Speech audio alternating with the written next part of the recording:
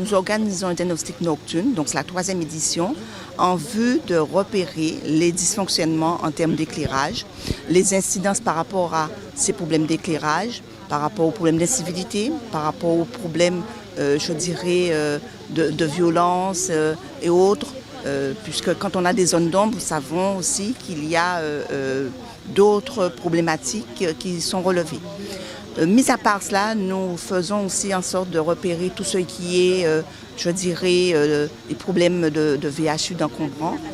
Un peu moins, mais nous faisons aussi attention à cela dans certaines résidences, puisque nous avons invité un certain nombre de partenaires, tels que la SIG, la SICOA, la CEMAG, les partenaires comme la police municipale, la police nationale, les ALMS, le relais territorial et les élus qui font partie de cette opération. Alors, on pourra constater ici précisément que sur cet immeuble, il y a des projecteurs qui sont en façade mais qui ne fonctionnent pas.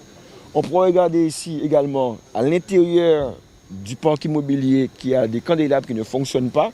En tout cas, voilà aujourd'hui un cas de figure où le bailleur ainsi que la ville devraient porter des améliorations, en tout cas faire un point diagnostic précis pour tenter au mieux de résoudre rapidement cette problématique. Ils ne sont peut-être pas réparés parce qu'ils rentrent dans la modernisation de l'éclairage public. Okay. On va passer en LED sur ces points-là. Alors, les marchés ont été passés, okay. Donc ils ne sont pas encore attribués, mais on a déjà fait l'analyse technique.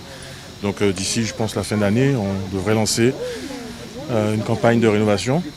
Et d'autres partenaires nous ont sollicité pour mettre en place des LED à travers les C2E, donc qui seront financés à 100%. Donc on n'aura pas de surcoût au niveau de la ville et on pourra améliorer la qualité de l'éclairage sur l'ensemble du territoire. Je suis là pour justement dans le cadre de notre partenariat pour des problèmes qui seraient liés à l'éclairage public. Et donc c'est pour apporter un petit peu notre ce que ça apporte chez nous en matière de délinquance et de problématiques, surtout au niveau de nos interventions, etc. Et le but, c'est un petit peu de trouver des solutions communes pour gérer ces problématiques-là. Je suis ravie, moi, de découvrir le patrimoine de la CEMAG que je ne connais encore pas par cœur, puisque je le découvre depuis début février de cette année. Et puis je découvre aussi mes homologues qui ont le même métier que moi et leur patrimoine.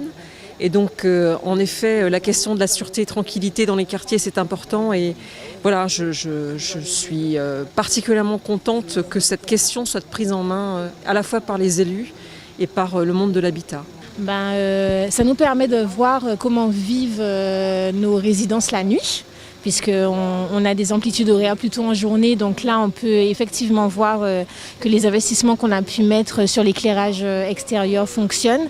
Là où on a encore des pistes d'amélioration. Mais cette visite, moi, me satisfait pas mal. Je trouve qu'on a fait des investissements, on a fait de bons choix et du coup, on voit le résultat. Donc, assez satisfaite de cette visite. Pour moi, c'est positif dans la mesure où tous les acteurs étaient sur le terrain et en espérant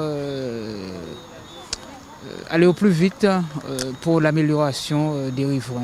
Aujourd'hui, je pense que c'est un rendez-vous qui est devenu incontournable parce qu'on a aussi bien relevé les points défectueux, mais on a aussi relevé les améliorations qui ont été portées depuis la fois précédente. Donc les partenaires sont relativement satisfaits. On va se rencontrer très prochainement d'ailleurs pour pouvoir faire un point d'étape, voir à quel point nous avons avancé ensemble et ce qu'il faudrait qu'on puisse améliorer. Mais je crois que oui, c'est une dynamique qui est impulsée par le maire de la ville des Abîmes, donc Éric Jalton, qui souhaite au mieux qu'on puisse toujours trouver nécessité à travailler, toute collaboration pour le mieux vivre ensemble dans ces secteurs.